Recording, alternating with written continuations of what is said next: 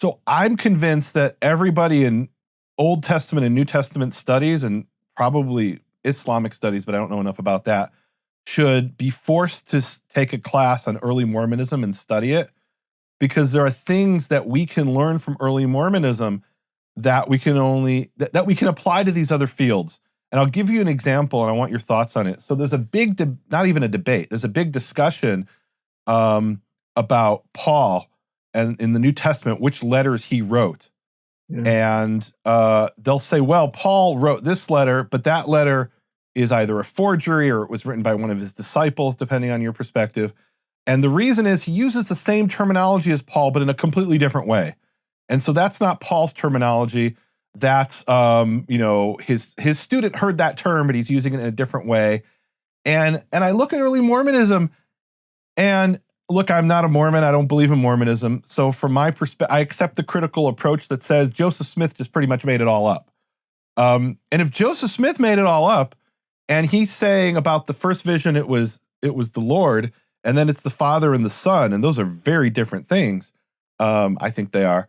And then in the Book of Mormon, he's anti-Masonic, but later he joins the Masons. I mean, this is textbook stuff that you would say, well, no, that was written by Joseph Smith. If you were coming from New Testament studies or Old Testament studies, Joseph Smith wrote that, but Oliver Cowdery must have written that, or some other guy, right? Who knows? Because they have different approaches to Freemasonry, or they have different approaches to, what the first vision was.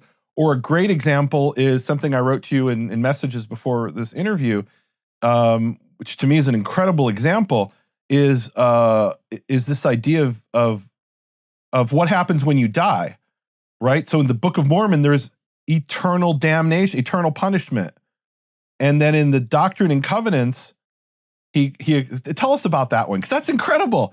That's you would have to say in medieval studies or Old Testament, New Testament studies that there's two different authors, but we know there's not two different authors, or at least we think so, right?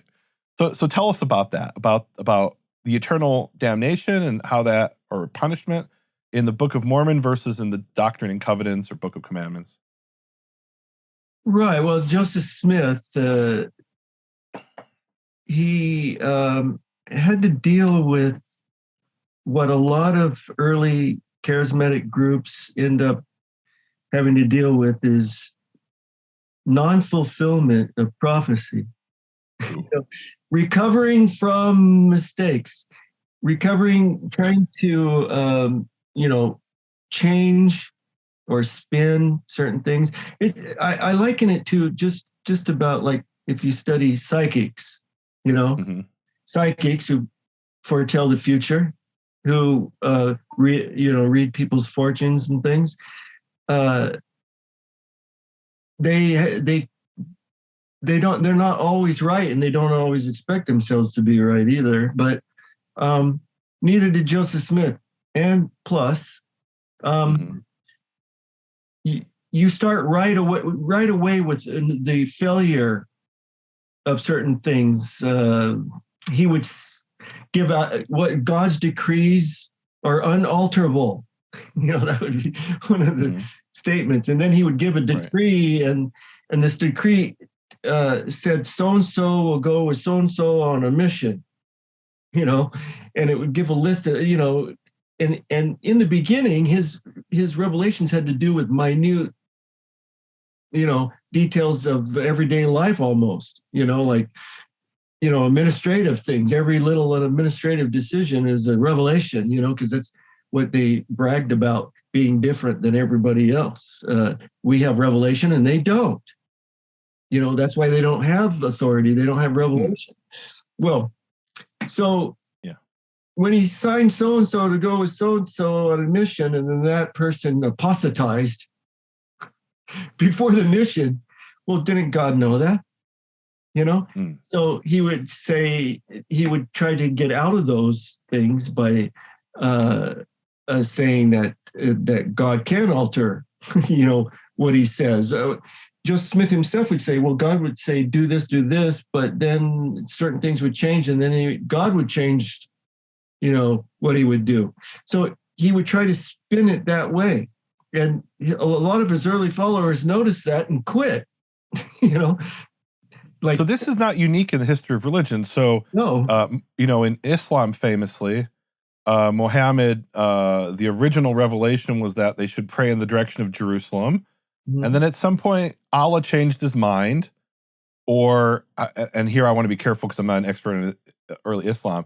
But basically, there was a new revelation that says, no, the Qibla is now towards Mecca. And they have no, and this actually is a major focus of early Islamic jurisprudence and study, is what are the earlier parts of the Quran, because it's not in chronological order, and what are the latest parts, because they have what's called the doctrine of abrogation. Allah absolutely gives new revelations, and only the latest revelation is what's binding today. So if in one verse he says, cut the throats of the unbelievers or something, and I'm sure I'm misquoting that, I apologize. And another one he says, there's no compulsion in matters of religion. It's fundamental which is later and which is earlier, because that determines what you do in the 21st century. And there are huge debates about this in Islam, if I understand correctly. So you're saying there's a similar thing in Joseph Smith's career, where his revelations God would change his mind, basically, and maybe in your terminology, would you say that? How would he describe it? Okay, so he had different ways of getting out of these problems, and or recovering from failure. Mm-hmm. So another example would be the main revelation or reason for Joseph Smith. His mission was to establish a New Jerusalem in America, a Zion in Independence, Jackson County, Missouri. Mm-hmm. And that never happened. Well, originally it wasn't even in Missouri. Wasn't it across the Mississippi River in Indian Territory? Am I wrong about that? Originally, it was in Indian Territory, but as the missionaries went there to find a spot, they were kicked out of the Indian Territory. And so Joseph Smith had to even come to Missouri to find the place. I mean, why didn't he just look in his stone or whatever and find it when he over there in Ohio? No, Joseph Smith had to come all the way to Missouri and look around, and then he gets a revelation, it's by the courthouse in Independence, Missouri, and that's where it was established within the territory, United States territory at the time. And it was supposed to be among the Lamanites, and which are what we would call the Native Americans, or in my generation they called them the American Indians. Yeah. The American Indians, now Native Americans, they were in the Book of Mormon Lamanites. There were Nephites and Lamanites, and the Lamanites destroyed the Nephites, and then the Lamanites became the Native Americans. So, and they believed the early Mormons, just part of Joseph Smith's mission was to convert the Native Americans who were Israelites and fulfill Old Testament prophecy by converting, and New Testament, converting them to Jesus and causing them to repent and learning their true heritage. And that was all part of the latter days. The signs of the latter days was the restoration of Israel, which this was his version of it. And so that didn't happen. They got kicked out of Missouri. They got persecuted and kicked out of Missouri, and they were never able to fulfill that revelation. And it caused a lot of anxiety about unfulfilled revelation. So how do you handle that? And what Joseph Smith gets another revelation when he's in Illinois. It says it was a commandment to build the temple in this New Jerusalem, but you were hindered. But when you go to do everything you can to fulfill God's commandments, and you can't, God accepts the offering. And so it was kind of revoked. The commandment to build the temple in this generation was revoked because they had been obedient in trying to do it, but were hindered from doing it. So God more or less excused them from the commandment. It's still a prophecy. The prophecy is still in effect, but the commandment to build it in this generation has been suspended.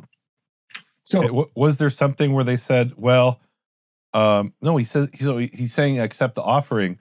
So he's not saying, well, you didn't get to do this because you were sinners, which would be like an Old Testament sort of explanation. Um, you're saying it's because, okay, some outside force hindered them, and so you did the best you could, basically, is yeah, okay. that was part of it. But at the time when you get really down into the weeds of it all, you'll find out that Joseph Smith at first had no explanation for why they couldn't establish Zion and how they got kicked out of the Holy Land. So early Mormons, they lost their Holy Land similar to the Israelites losing their Holy Land. And how do you explain this loss? God said David's supposed to sit on the throne forever and ever, and that didn't happen. How do you explain that? And so they have their own crisis that they worked out with prophets. But then you have just as the early Mormons did the same thing, but in a lot compressed amount of time.